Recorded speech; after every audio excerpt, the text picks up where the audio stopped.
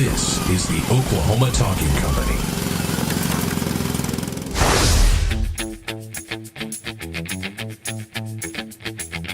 Welcome to Activate Your Strengths with Rhonda Boyle. StrengthsFinder 2.0 is an analytical assessment created by Gallup Corporation, and many people today are using it to change their lives, improve their relationships, and enhance their work experience. This is the podcast where we explore using your natural talents and gifts in your personal and professional development. And now, here's your host, Rhonda Boyle. Hey, everybody. Welcome to the Activate Your Strengths show. My name is Rhonda Boyle, and I'm your host, Jason Baffrey. How are you doing today? I am just peachy, Rhonda. Happy to be here, ready for another great show. I know. I love it. I love talking about StrengthsFinder. It is fun. So, I am happy to introduce our guest today. We've been working together for, about a year and a half now, I think, right? And he is Oklahoma grown. He is a graduate of Langston University. He has a degree in business administration and a minor in accounting, which we're going to talk about in a little bit.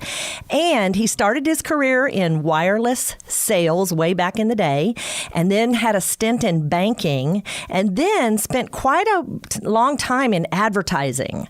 And now he is a StrengthsFinder coach and an EP19 coach, and we will be talking about that soon.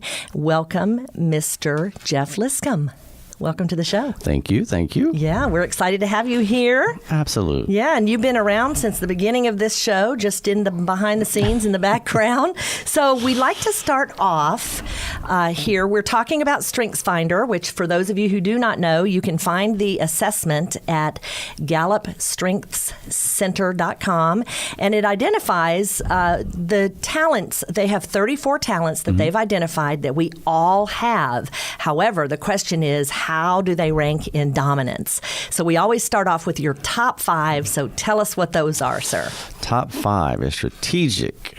It is relator, individualization, and context. I always want to go down. Analytical. You forgot one. Analytical and in context. There you go. Strategic, relator, individualization, analytical, and context. There you go. So you found out about this test through moi. Yes, I did. Yes, you did. And so when we first talked about it, you really were not very interested. And tell us why. Well, at the time, I say the big thing is you came on too strong to me. Well, okay, so I can't help that. But there was another reason. Actually, at the time, I was looking to go and study a similar test, not the same, but similar, and that was going to go study for the colors assessment.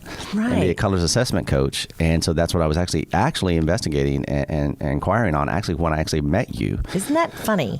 So I remember we met like in the summer, and you told me that you asked me if I knew about colors, which of course I do. You know, it's a great assessment, and it's used in a lot of places. And, StrengthsFinder is different. And so that's what I had shared with you. And then I bugged you. And then I would say you just reminded me. Have you taken the test yet? Have you taken that test yet? yet? Come to my workshop. Yeah, you actually told me you would take the test. And then I said I would do it. And then one of my other strengths, and once I say I do something, I have to follow through on it. Eventually. So I had to follow through on it, and I did. Yeah. And so when you took the test, it was different. I mean, you were like, okay, so this is different. What's different?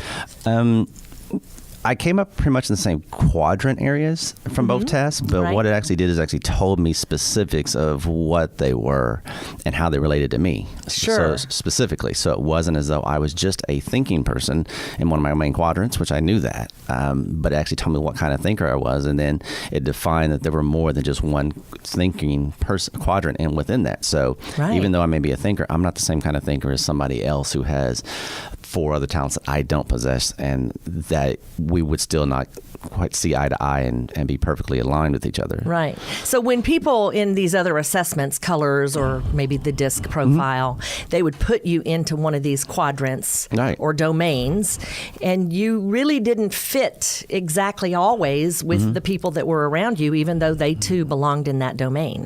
Right? Right. And then because you're a combination of more than just one, it's not as though you can just say you are a one thinker or a doing person. You are a mix. So how does that mix, align for you personally? And then once I saw I wasn't just like 12 points green, which was a colors assessment. Wow. It was like, well, no, you're thinking, and here's what makes you a thinking person, and these are the thinking quadrants. And then, I also have relationship strengths. So then those areas, it told me exactly what kind they were, because there's some that I do not have. Right. You don't have any of the warm, fuzzy relationship ones. No, I don't have empathy. Yeah, I'm not an empathy person. I don't feel your pain. I see it. You see it, you don't feel it.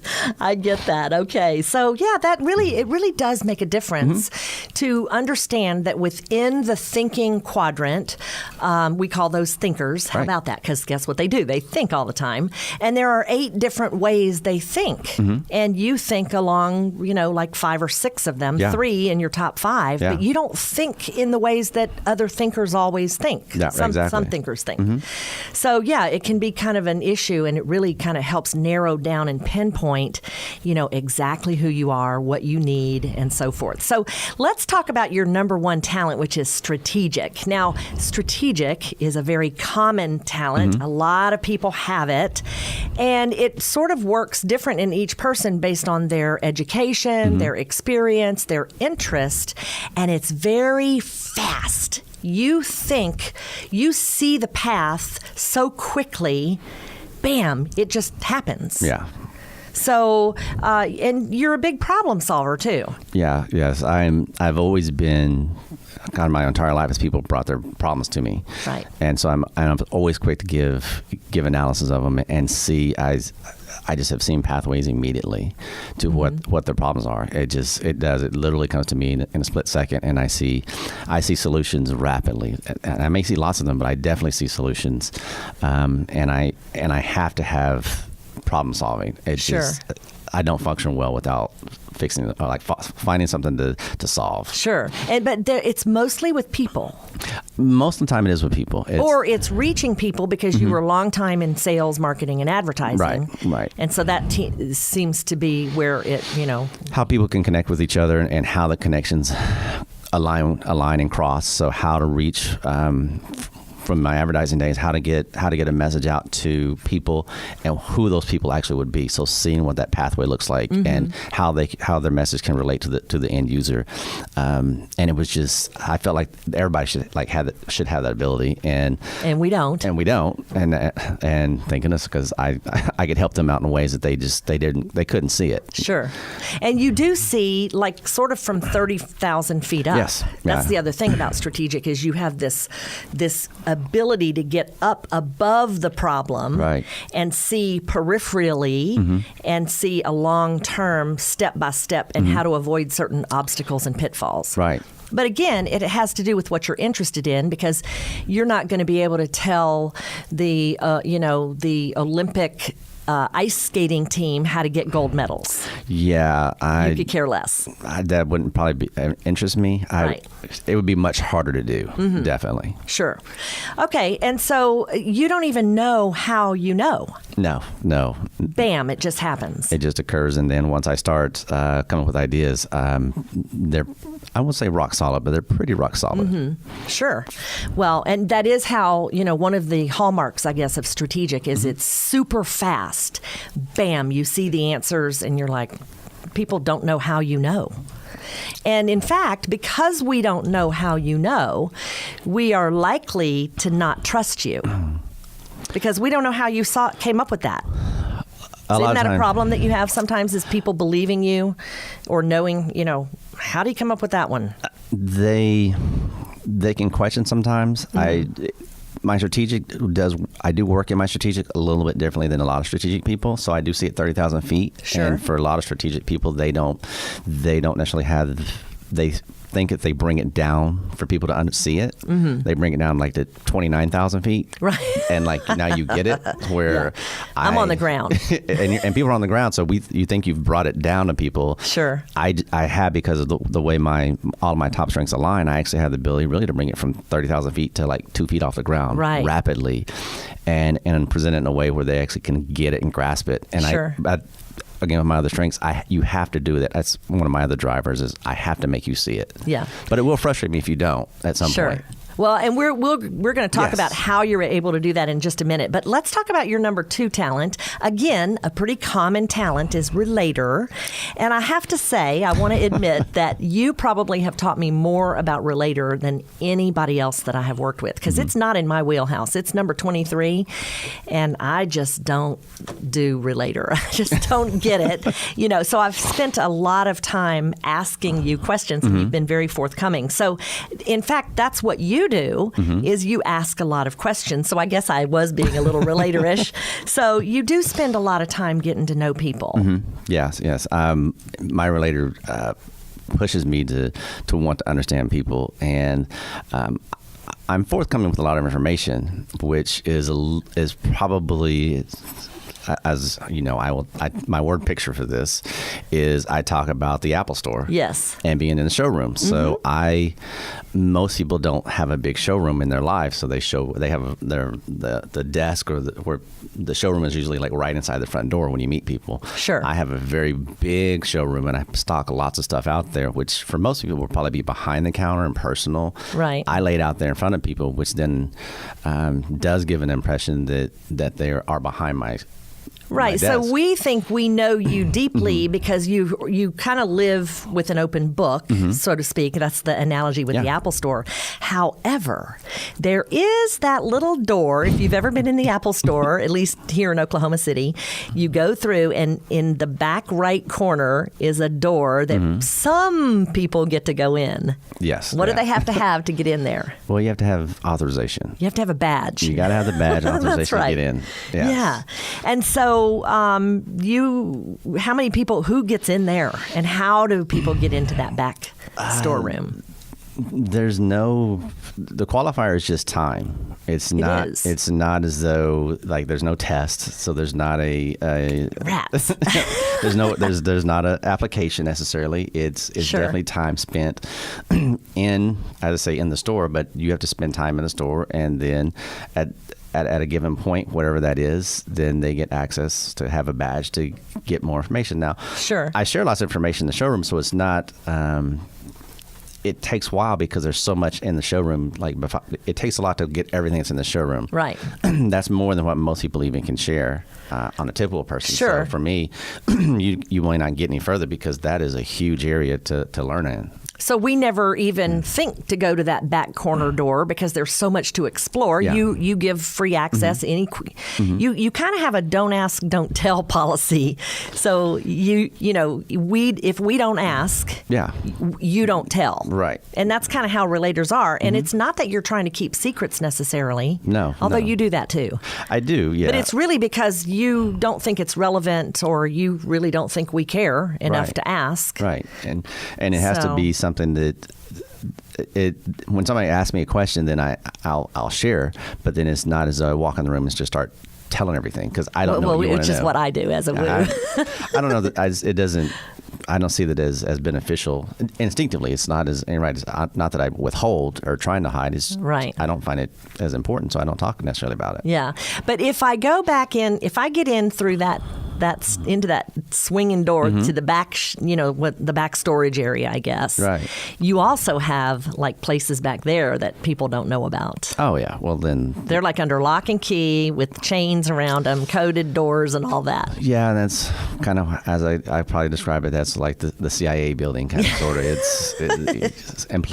Some employees can go to certain areas, and some employees can go to other areas that you just haven't quite earned. And again, it's another level of access and that again is more time, and then as you get trusted, you get access to that area. Right. And that's just that becomes a real comfort level for me as to what that is, but again, there's so much available to you.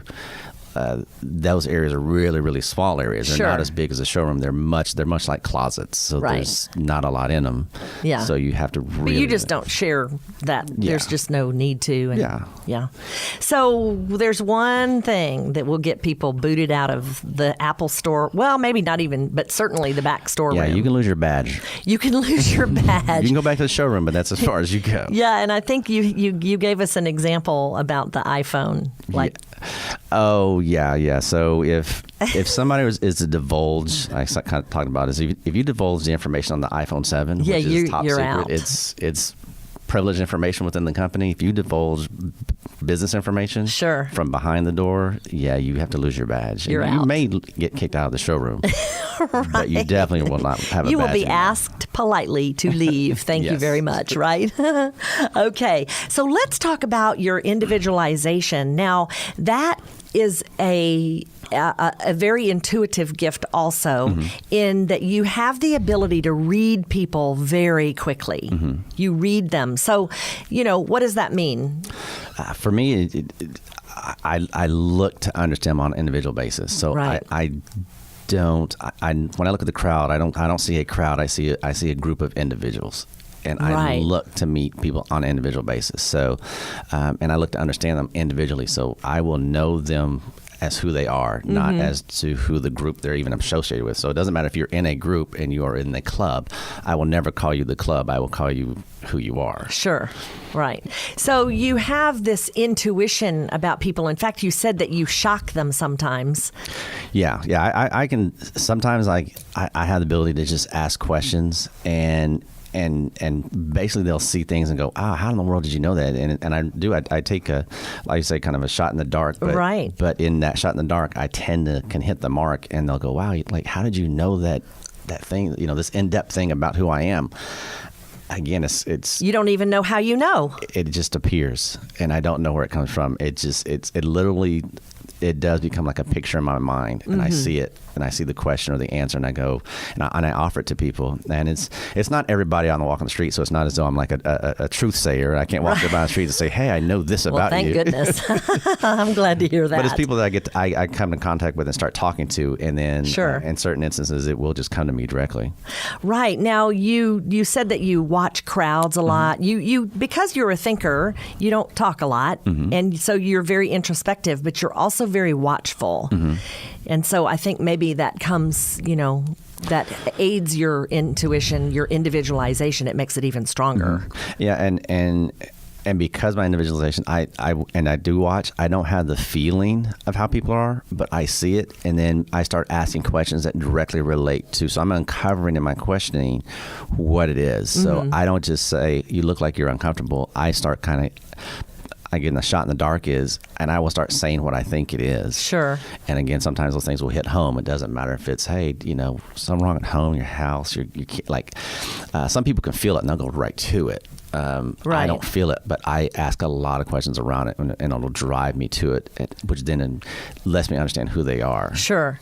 So this individualization really gives you the ability to take your strategic, which sees at 30,000 feet, and bring it down, as you said, to 2 feet off the ground.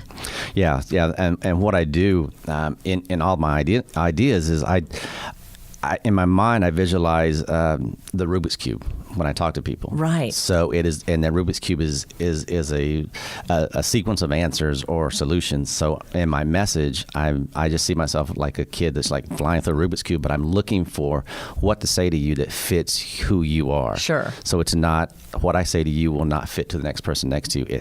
I'm looking for a solution for you, so you get the message of what I'm saying. So the strategic is not staying so high. I bring it down very rapidly in a word picture, because that's what I do. Is I talk a lot in word pictures. You do. Hence the Rubik's Cube, right? Yes. Right. I will talk and the Apple Store and, Apple all Store. of the other Yeah. things. Yes. And it's so I find commonality in between us, so you can have something that relates directly to you. Sure. It's just that's just part of your ability to customize what a solution for that person just right there. And again, you have the ability to do it very quickly. exactly. Yes. That's one of these intuitive gifts that there are several of them. Some of them are feeling and so forth, but the thinking ones, they happen so fast, bam, and you all of a sudden know the answer, and you don't even know why that story is coming out of your mouth. No. But there it is, and it answers the call for that particular person. So let's talk about your analytical for a minute. One thing about your analytical that's different, I guess, these talents manifest themselves somewhat differently in each. They're animated by the human person, and so they can be different, manifest a little bit differently. You don't really care for numbers. In fact, which is so funny because you have an accounting degree. Yeah. That was the interesting thing. I liked math. I liked analytical things, but I didn't like them enough to really. I stopped short of getting a second major in accounting. Sure. Because I didn't want to be someone who played with numbers all day. Right. My analytical liked it, but the rest of me didn't. So, and as when I look back at it, I would beat myself up thinking, you just quit like 9 hours short of an accounting degree, a second degree, and you didn't do it. Well, because you didn't care. I didn't care to do it, and I didn't want to do an analytical position. Right. But my analytical actually, for me, comes into play when I deal with people. I am very truth-oriented as far as looking at being objective and looking at ideas. And so when I do that, it is pure balance, left, right, and then let me find the solution for it. And you're just looking for the truth. It's just pure truth, and it doesn't matter who. If it offends you, I'm sorry. I'm just offering it up, and because I have the lower feeling talents. If it hurts your feelings, I don't feel it. It's just so sorry, not sorry. Sorry, yeah, sorry, not sorry. It just is, and you need to understand it's. And I always talk a lot when I hold my hands out like the scales of justice. I'm just weighing both sides, and and I literally think. Not justice is blind, but literally in the scale. Whichever side the scale tips towards, that's the answer. Right. So, you really avoid personal opinion and emotion when you're making decisions. Yeah. In fact, you said once that you just want the truth, and you had an issue in high school with somebody in your family. Yeah. It was my brother and about three of us, and it was one of those. Kind of high school debates. It may have been like who was right on one of those, five guys talking thing. Sure. And my brother looked at me and said, "What's right? Who? Tell him. Is it me or him?" And I looked at him. I said, "It's him." Yeah, because you were just giving your unbiased opinion. It was totally unbiased, and then he was mad at me for not backing him because, well, you're my brother. You should back me no matter what. And no. and even at that point, I said, no, I don't like blood ties, and I always say the truth is the truth, and that's what we go with. Sure, right, okay. Cool. So let's go to context, because context, you're not really a history buff. I mean, you don't have a problem with history, but you don't really have a thirst for certain historical time periods, which a lot of people with context do. Right. But how do you use your context? My context really relates to the context of people. So I'm looking at the backstory for people. I want to understand who they are. Why? I always ask people, how did you get to where you're at, and why did you come here? Why did this business? When I was in advertising, that was seemed to be one of my first questions I ever asked. Why did you start this company, and how did you get here? Sure. Which it really ties to my individualization, because it let me want to know who they were, and I want to know their backstory in getting there. Right. And it just helps that context. I bring that forward in a lot of areas because it comes back again, ties to my strategic. So I acquire a bunch of people backgrounds to answer the next question for the next person, because solutions are usually kind of all the same. So the solution this person has is probably going to relate to you. I just have to tie the two together, and I pull that person's backstory into your story, and you'll find commonality, kind of like strengths. Somebody has strategic. It doesn't really change that you have it. You just have it.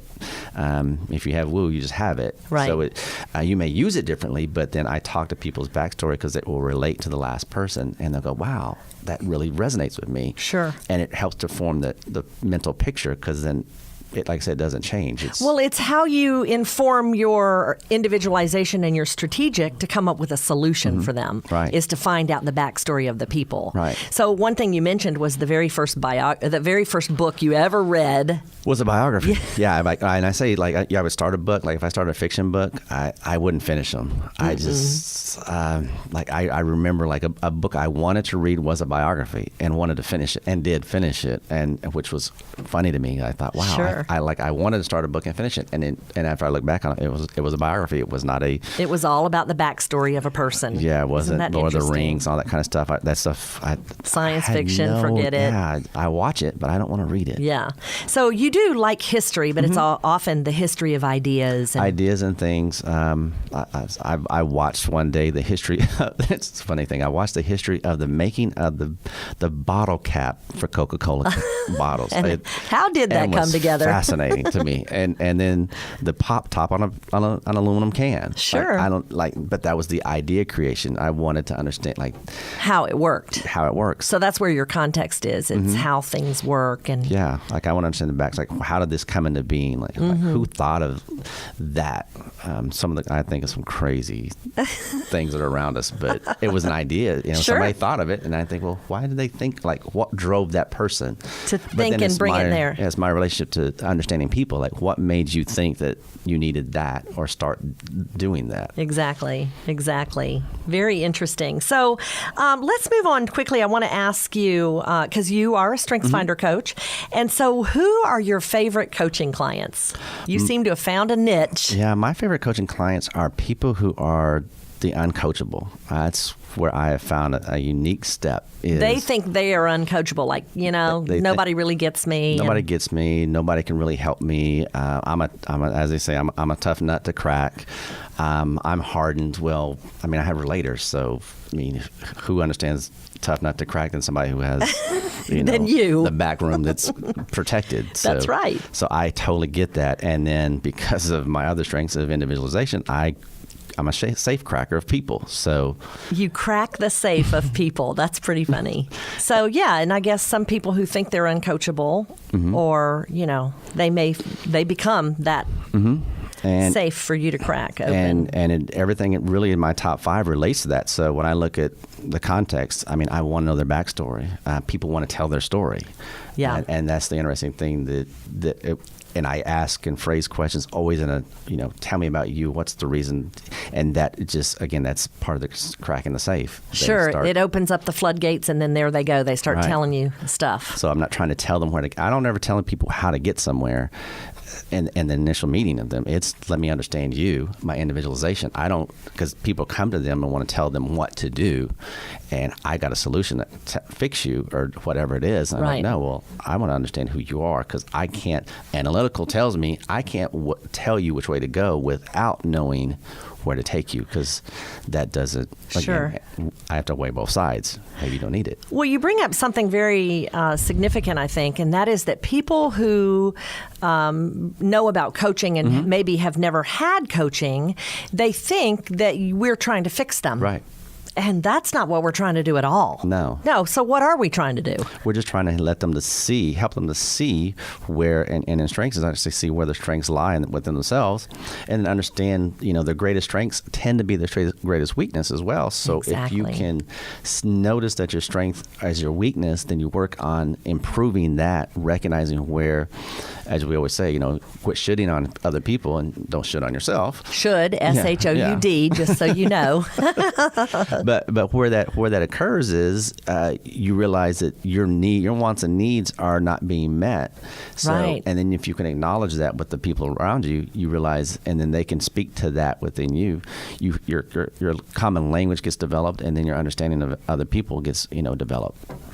A lot of people have this misunderstanding that their weaknesses come from their lesser talents, the ones that are at the bottom of the heap, so to speak.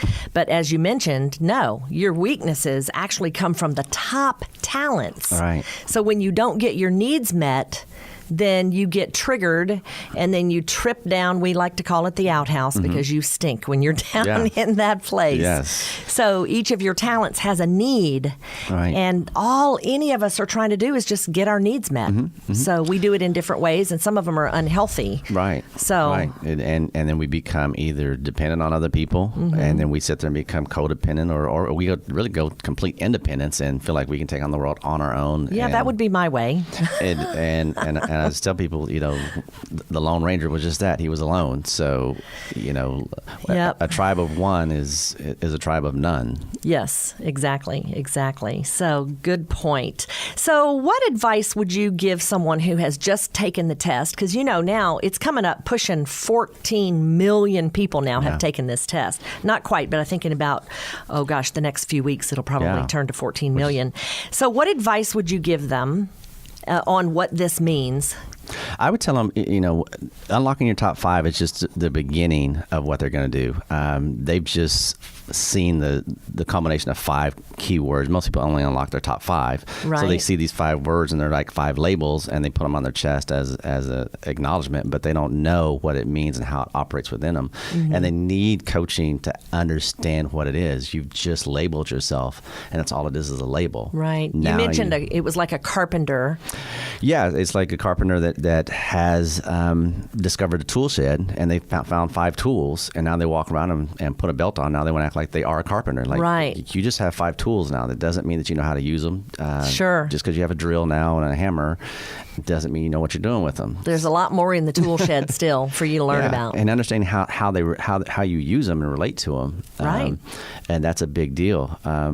And I think, I've for many years, I guess for a while now, coaching, I talk about the dance that people do with each other. Yeah. And I always talk about, we're dancers and who we are. And once you understand what know your dance doesn't mean you understand how your dance relates to somebody else's strength dance. So because you may be doing the 2-step and I'm doing the cha-cha over here. So right. So stepping on each other's toes. Just because I tell you I'm a 2-stepper and start stepping on your toes doesn't give me, the right to step on your toes because I tell you I am. That's right. You have to understand how to slow your dance down. Exactly. Understanding your strength. Again, understanding when you're in the outhouse. Yeah. Well, you are an excellent coach, and I'm so glad to be able to work with you. So tell us how we can reach you. We're going to close now, and so let everybody know where they can find you. People can find me. I'm on LinkedIn at Jeff Liscum, and I'm also on Facebook at Jeff Liscum. And it's Liscum. Yes. Jeff Liscum.